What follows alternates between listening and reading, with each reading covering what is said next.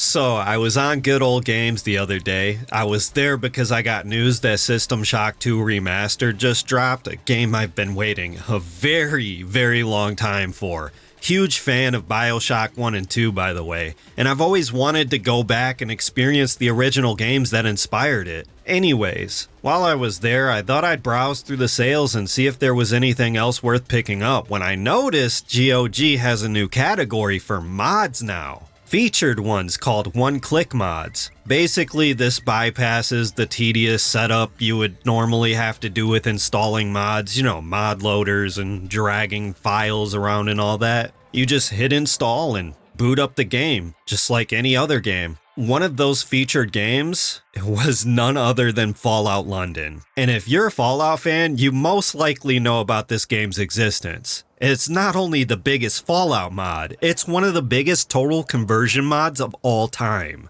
This game got so much coverage a little while ago, and we're already seeing a standalone version of it just chilling here on GOG. So immediately I downloaded it. And just a heads up, if you want to download this game, don't be a dumbass like me and install the entire base game of Fallout 4 and London at the same time. I sat there and downloaded over 60 gigs, not realizing this was a standalone mod. It does not require the base game in order to play it because it already contains the base game.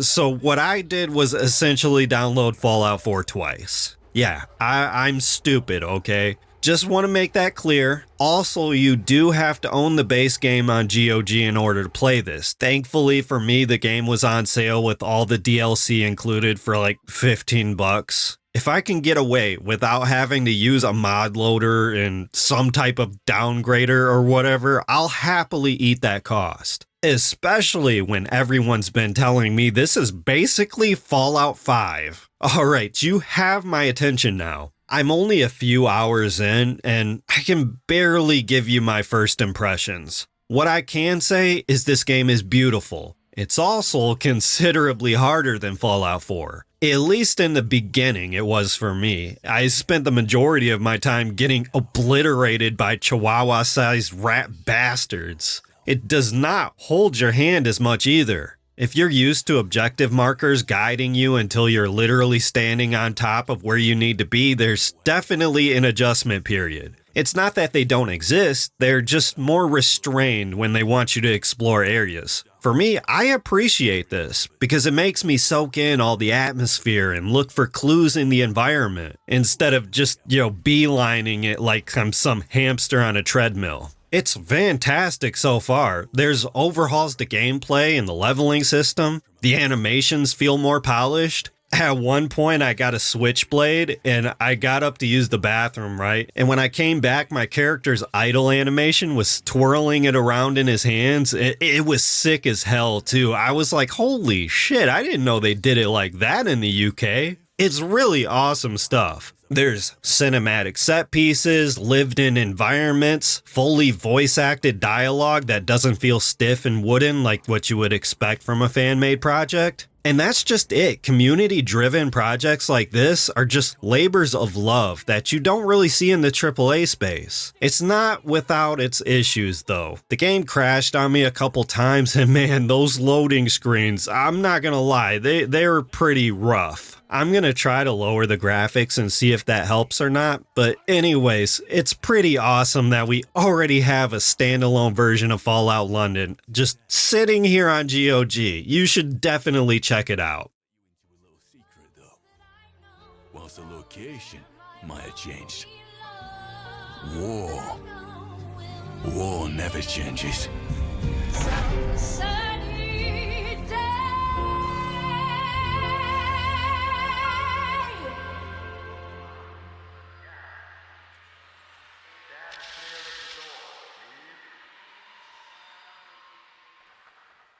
Okay, so how many games did I write down? Oh no. Oh shit. I might need to make a part 2. I am not very good at keeping things short. The next game I downloaded was Phobos, a total conversion mod of Doom 3, and let me tell you, calling this a mod is doing the game a huge disservice. What the hell did I even just download? This game feels like a Telltale game mixed with Half-Life, mixed with classic Doom gameplay. It has a heavy narrative-driven experience, tons of puzzles, and that classic track down the key cards exploration, filled with way bigger environments than the base game had. I mean, this feels like, a real station on Mars where people actually live. Tons of improvements to combat and weapons. The first thing I noticed was that the pistol has an uncapped fire rate. They made the shotgun feel like the original shotgun in Doom 1. The minigun now shoots at 1,000,000 miles per hour. They increased your movement speed. Gunfights are now extremely frantic. They brought back old enemies. They put in some new ones. Now we have things like pain elementals, arachnotrons, barons of hell, the whole 9 yards. Even if you took out the story elements, which the voice acting is top tier by the way, you'd still have an infinitely better version of Doom 3. This has tons of content by the way. There's only 3 chapters, but they are lengthy. I'm just wrapping up with the second chapter right now, and apparently the third chapter has over 6 hours of content in it, on top of the several hours I've already played. This game has completely blew me away and I highly recommend it. Do be careful though about playing this at higher difficulties though. I feel like even veterans are going to have a tough time on Nightmare difficulty. I'm ashamed to admit it, but I couldn't even handle Hurt Me Plenty. I had to turn the difficulty down. Yeah, go ahead and laugh at me now until you play it for yourself and find yourself save scumming after every fight like a damn cheese lord. It really is a challenging game, but a damn good one. Go check it out, it's on GOG as well. It's super simple to install, and if you're on Steam Deck, you can use the Heroic Game Launcher and just add it to Steam.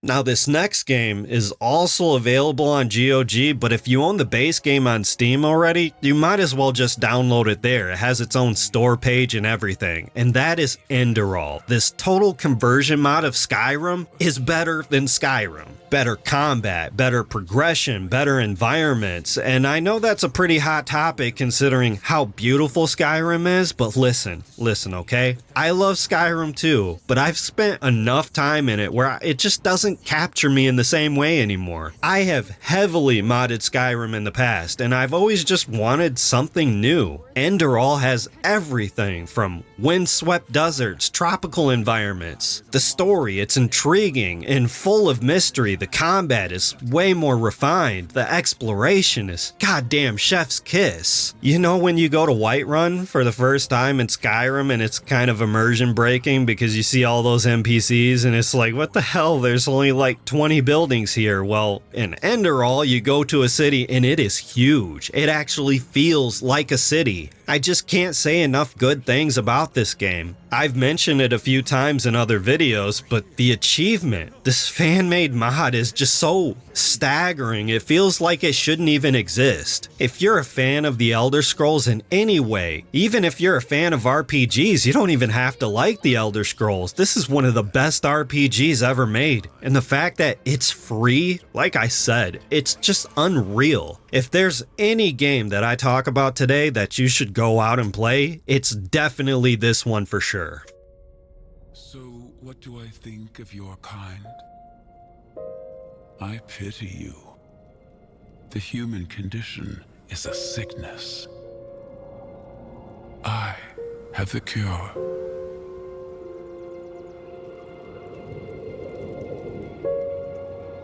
You were right, you know. There's a line beyond which there's no redemption. I crossed it long ago.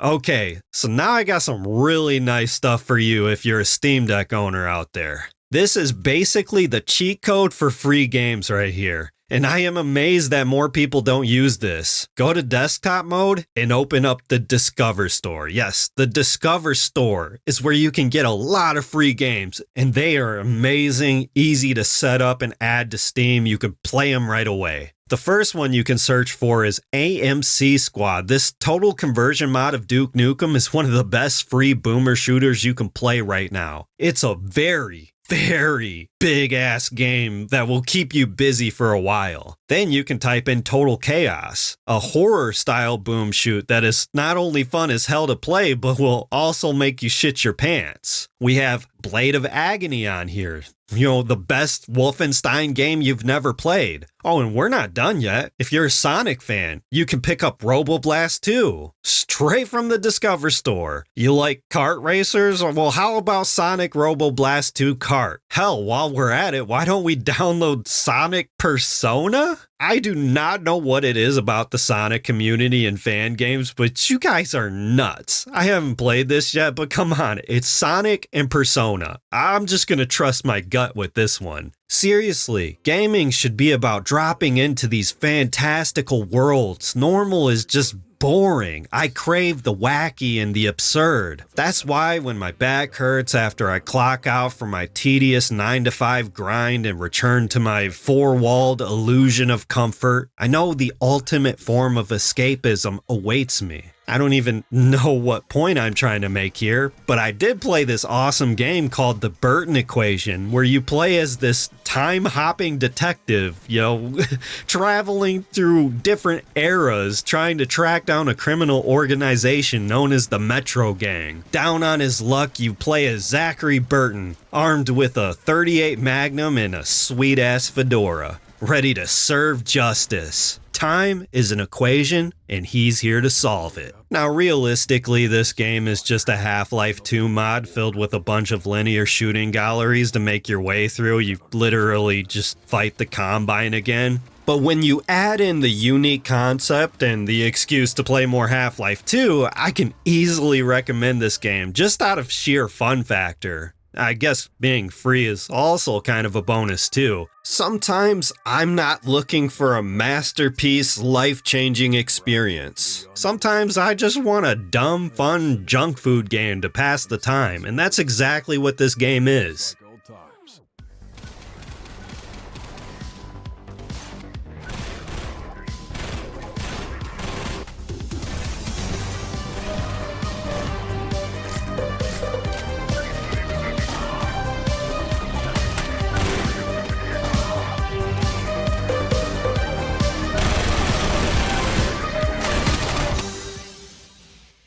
But if you do want that deep, immersive experience that's gonna stick with you long after you play it, another Half-Life 2 mod for you, well, actually, two Half-Life 2 mods, because together they feel like more of a complete experience, and maybe the closest thing we'll ever get to Half-Life 3. I'm talking about Entropy Zero 1 and 2. And yes, I know it's very bold of me to compare this community fan-made project to the likes of Half-Life 2 Episode 3, but believe me when I tell you, these two free mods are something you have to experience. The awesome level design is here, the crazy cinematic set pieces that still influence first-person shooters to this day is here, the mind-bending what the fuck story that still lives rent-free in your head even after 20 years is still here. These indie devs know exactly what makes Half-Life tick, and they're here to deliver. Please go check out these two mods if you're a Half-Life fan, and you just won't regret it. Get rid of the ship, boss. You don't need it. We do know the ache of an unanswered question.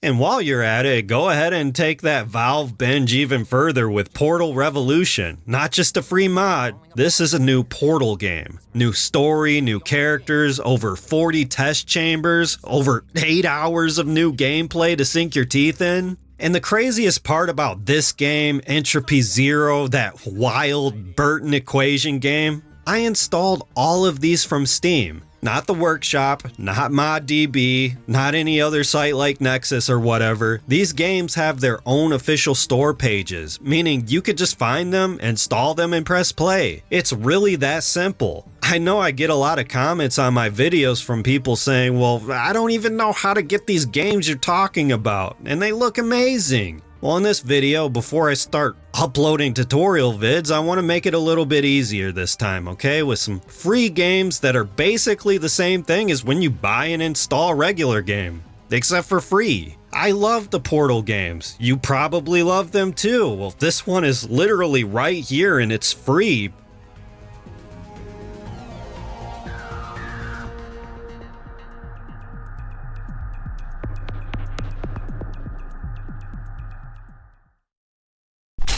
That's Sir Doc.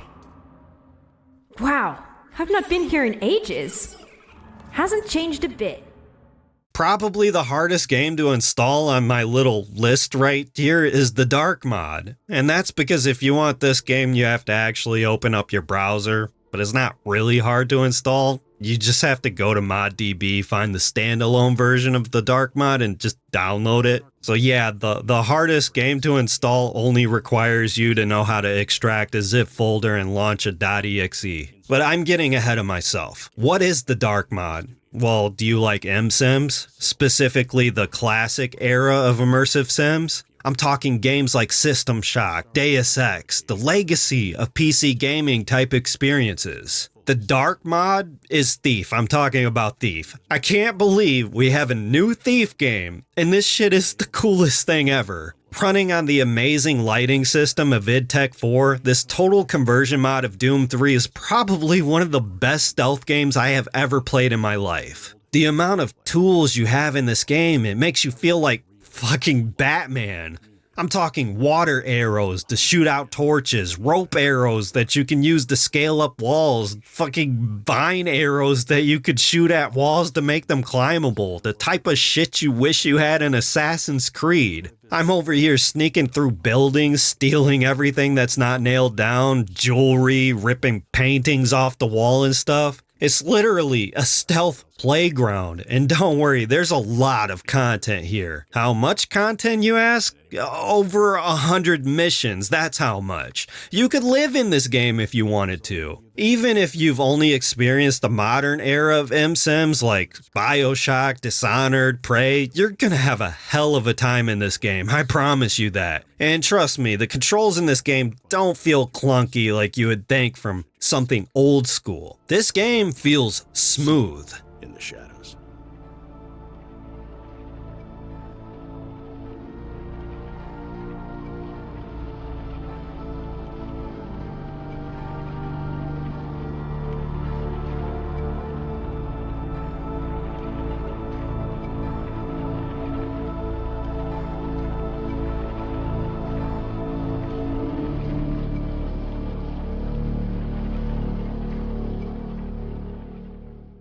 Oh yeah, I forgot to mention this, but Sure AI, I think that's the name of their studio, the creators of Enderal, they have a history making total conversion mods for the Elder Scrolls. If we go back to good old games, we can find a game called Nehrim, a total conversion mod of Oblivion. And no, I haven't really played it yet, I only downloaded it and played like the first hour and a half of the game, just to see if it would run on my computer. It is a really old mod, you know, running on the Gamebryo engine, so I wanted to at least make sure it was playable. But considering how much of a masterpiece Enderal is, I am really excited to play through this one. And because it gives me something to sink dozens of hours into while I wait for Skyblivion. Which, if you've been on Good Old Games, you probably noticed that, yeah, Skyblivion is being featured as one of GOG's one-click mods, which is insane to me. When Skyblivion launches, this means it's going to be available on GOG as a standalone game. Yes, you will be able to install and play Skyblivion, no setup required. At this point, I am convinced that we live in the best timeline. Screw what you heard about every Doomer channel on YouTube, you know, including me, now that I think about. You know, the old heads yelling about how gaming is dead. Jesus Christ, I'm talking about myself. Well, anyways, I just showed you guys a fuck ton of games that aren't $80. They're not $70, not $60. They're completely free. Some of them I consider masterpieces, just waiting to be played and enjoyed. I've been hearing a lot about games preservation and stop killing games, which I support, by the way, and subconsciously that's probably what landed me on GOG in the first place. What inspired me to make this video, even though it's kind of adjacent to games preservation? It just feels nostalgic browsing through good old games and just seeing the marketing that your games will last forever, that even fan projects aren't left out. You know, those will last forever too. With the rising game prices, the bullshit practices of all the console makers, I want to highlight stuff like this because let's be honest, a lot of us are coming from console ecosystems. Whether we're fed up, just getting into PC or coming back after a while, shit like this flies under the radar. It's hidden from a lot of people. I didn't know about them either when I first came to PC. Being on console, being told where to play and how to play my games, like Nintendo, I can't believe the bullshit news I've been seeing from them. I can't ever see myself buying another one of those devices. I know I focus on the Steam Deck a lot in my videos, but my intentions, they're not just to glaze the Steam Deck and talk about, oh, it's the best handheld ever made. It's really to talk about PC gaming. It doesn't matter if you have a Legion Go, ROG Ally X, or whatever. It's about being part of this open platform, having the freedom and flexibility to play your games however the hell you want. That's not something I've experienced in over a decade now, and I want to celebrate that. It's worthy of starting a channel and uploading a video about it. Talk to me in the comments.